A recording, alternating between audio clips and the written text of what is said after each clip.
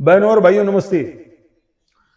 दोस्तों, कल मैंने अचानक रात को आपको भाटिया के एक बाबा जी के बारे में जानकारी दी। दोस्तों, जब तक पूरी जानकारी न हो और किसी भी परिवार के सदस्य का, उसके बड़े का उसमें हाथ न हो तो उसका नाम नहीं लेना चाहिए। ये मैं अपनी जिम्मेदारी समझता हूं और किसी को मेरी उस बात से तकलीफ न हो, मैं ऐसा समझता हूं।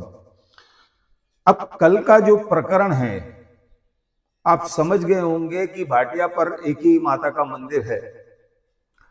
आजकल उनको संभालने का काम जो है हमारे गोपाल दादाजी को है और उनके बेटे बिट्टू। दोस्तों, जो कल घटना घटी ना, बड़ी शर्मसार घटना है। बड़ा तन कर ये आदमी घूमता है, दूसरों के फैसले करता है, लेकिन आज जो मैं आपको बात बता रहा हूं ना, इन लोगों ने अपने बड़ों के साथ साथ समाज को शर्मसार कर दिया है। दुख होता है ऐसी बातों से। घटना इस प्रकार की है कि गोपाली, उसका बेटा बिट्टू, इसको 2020 में गोपाली ने सिम कार्ड दिलाया। अब ये उस बेटे ने अपने बाप को देखकर कि किस तरह से वो सब काम कर रहा है, किस तरह से जुआ कर रहा है, और ये सब जो चक्की वगैरह है ना, ये आपको याद होगा, मैंने मेरे मीटर के टाइम पे पढ़ा था इनको, भाई साहब को। तो ये सब दिखावा है, छलावा है, ये सब कारें खरीदना, मकान खरीदना, भाइयों को भगा देना। भाई साहब, आप इतने थे, मैं आपको जानता हूं, गलत बोल रहा हूं क्या? नहीं ना, ठीक है। अब आपने उसको सिम कार्ड लेके दिए और आपका बेटा 2020 से नई नई आइडिया खरीदकर, आईडी बोलते हैं जिसको, अभी मुझे मालूम नहीं, मैंने नहीं देखी आज तक, तो वो उस पर खरीद रहा था। उसके बाद आप और वो दोनों जुआ चला रहे थे, खेल रहे थे, जो भी कर रहे थे आप, तो कुल मिलाकर आपको पुलिस ने 3-4 दिन पहले नोटिस दिया था। अब यहां पर मैं इस बात को काट के सबसे पहले मैं महाराष्ट्र पुलिस और हमारे आदरणीय पुलिस आयुक्त आशुतोष डुमरे, दोस्तों, हमें गर्व है कि किसी समय में वह यहाँ के डीसीपी रह चुके हैं। अगर मुझे याद है तो चालिया साहब पर कभी मेरे पास छोटी कैमरा हुआ करती थी, तो उनसे मैंने उनका इंटरव्यू किया था। डुमरे साहब जो है ना, काफी सख्त आदमी हैं और उनके सख्त होने के कारण हमारी पुलिस भी सख्त है। तो ये थाना पुलिस के किस विभाग का काम है, मुझे नाम लेना चाहिए, लेकिन अभी मैं जरूरी नहीं समझता हूं, क्योंकि अभी जांच का विषय चल रहा है। मैंने कल भी आपको ये चीज बताई थी। तो दोस्तों, ये जो जांच चल रही है, तो वो अचानक कल, मैं क्या पढ़ूं इसको, कि वो लोग वहां पर पहुंच गए और गोपाल भाई को धर लिया। वो जमीन पे बैठ गया, बोले बात क्या है, पहले बताओ क्या हुआ है। तब उनको बताया गया कि तुमने ये 2020 में ये कार्ड खरीदा है, उसके बाद तुम लोगों ने आइडिया इस्तेमाल की हैं, इसके लिए हमने तुमको नोटिस दिया था। तो दोस्तों, नोटिस पे न पहुंचने के कारण, या नोटिस का अभी समय नहीं हुआ था, तो दोस्तों हुआ ये कि इस प्रकरण को खोजबीन चालू हुई। खोजबीन चालू होते होते होते, मैं बता रहा हूं फिर से कि स्काईलैंड पुलिस के बाद दूसरे नंबर पर हमारी महाराष्ट्र और मुंबई की पुलिस है। थाने में भी हम साथ में ही आते हैं, तो मैं उन पुलिस वालों को धन्यवाद देता हूं। और अब मैं आपको एक चीज और बता रहा था, फिर बता रहा हूं मैं। कुछ लड़के, जैसे एक बिन्नी था, बिन्नी, वो कल छूट कर आए हैं। आपके बच्चे कहां बैठ रहे हैं, कहां घूम रहे हैं, क्या कर रहे हैं, पता लगाइए। पुलिस सख्त हो चुकी है। बहुत सारे क्लू पुलिस को मिले हैं शहर के लड़कों के कारण से, कौन कौन क्या क्या कर रहा है। तो पुलिस अपना काम कर रही है। कई लोगों को धर दबोचा गया है, कई लोग चले जाएंगे। ठीक है, तो कहावत है कि सूखी लकड़ियों के साथ गीली लकड़ियां भी जल जाती है। तो आप लोग सावधान रहो, किसी के खाने पिलाने में लालच मत करो भैया, थोड़ा दिन हमारे साथ भी आके बैठो, देखो हम क्या करते हैं। तो कुल मिलाकर जब पुलिस ने खंगाला इस मैटर को, क्योंकि इस लड़के की बातचीत, अब मैं और एक गहरी बात बताता हूं, 3 हत्याएं हो चुकी है ऐसा मुझे बताया गया, सूत्रों ने बताया, और कंफर्म न्यूज है दोस्तों। क्योंकि जब ये हत्याएं हुई तो उसमें 3 हथियार भी पुलिस को मिले हैं। अभी मैं पूरे नाम नहीं लूंगा, आप लोग मेरे को लिखते हैं कि मैं जानकारी पूरी नहीं देता हूं, भैया मैं जितनी दे रहा हूं ना वो बहुत है। तो 3 हथियार भी पुलिस को मिले। जब पुलिस ने उनको खंगाला तो ये भाई साहब जो आपका लड़का है ना बाबा जी, मैं आपको फिर बाबा जी कहूंगा, क्योंकि अब मंदिर की बागडोर आपके हाथ में है, आपको संभल कर चलना चाहिए।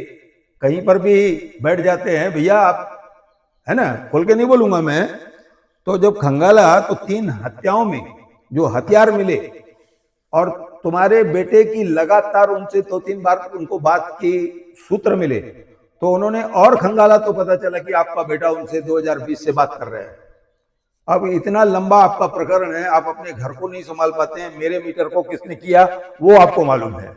आपको धन्यवाद है भाई साहब, आप ऐसे ही दूसरों के फटे में टांग अड़ाते रहो, अपनी टांग को मत देखो कि हमारी टांग कहां जा रही है, फंस जाएगी कहीं पर।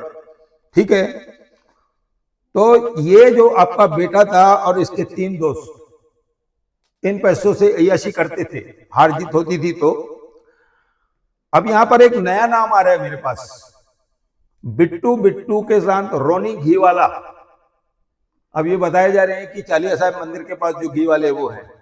कितनी शर्मसार बात है भाई, आपके माँ बाप कौन है और आप क्या कर रहे हो? अगर आपका बेटा कुछ भी करता है उसमें आपका दोस्त नहीं है, लेकिन अगर आप भी शामिल हो तो बड़ी दुखदायक बात है।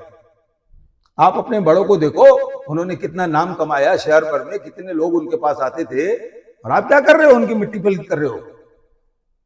तो यहां पर फिर एक चीज नहीं आती है कि इनकी लगातार उनसे बातचीत मिल रही थी, उस आधार पर आपके पास पुलिस आई कल, और बाद में आपने उन बैठ गए फर्श पर और आपने कहा कि पहले प्रकरण बताओ क्या है। फिर जब आपका बेटा आया तो उसे दबोचा गया, उसे दबोचने के बाद गाड़ी में डाल दिया गया, और बाद में आपकी पैदल यात्रा हुई स्वामी शांति प्रकाश चौक तक, जो स्वामी जी का पुतला है। तो उसके बाद यहां पर हमारे एक पंचायत के सदस्य की भी बात आ रही है, और उसके बाद हासे का बेटा कैसे मरा, जिनके कपड़े का जिन पर प्रकरण चल रहा है बाहर मिल से कि 14 करोड़ के घपला हुआ है राजस्थान से, भीलवाड़ा से, ऐसा ना भाई, भीलवाड़ा से ना, भीलवाड़ा से चल रहा है। अब यहां पर प्रकरण ये हुआ कि ये लड़का जो हासे का बेटा है वो काफी पैसे हार गया। वो पैसे हार जाने के बाद वह परेशान हो गया, इधर पिता का प्रकरण चल रहा था, तो आखिर मजबूर होकर उसने फांसी लगा दी। अब इनका कहना है कि अगर रानी और आपका बेटा बिट्टू उसका सहयोग करते तो वो फांसी नहीं लगाता। अब ये जो बातें हैं पुलिस खोलेगी, धीरे धीरे देखेगी। और ये बताया गया कि 2020 से जब जब वर्ल्ड कप हुआ, समझो वर्ल्ड कप तो मेरे हिसाब से 5 साल में होता है, और उसके बाद आईपीएल तो हमारे बहुत कुछ हमारा बिगाड़ चुकी है, तो उस समय आपको नई नई आइडिया लेनी पड़ती है।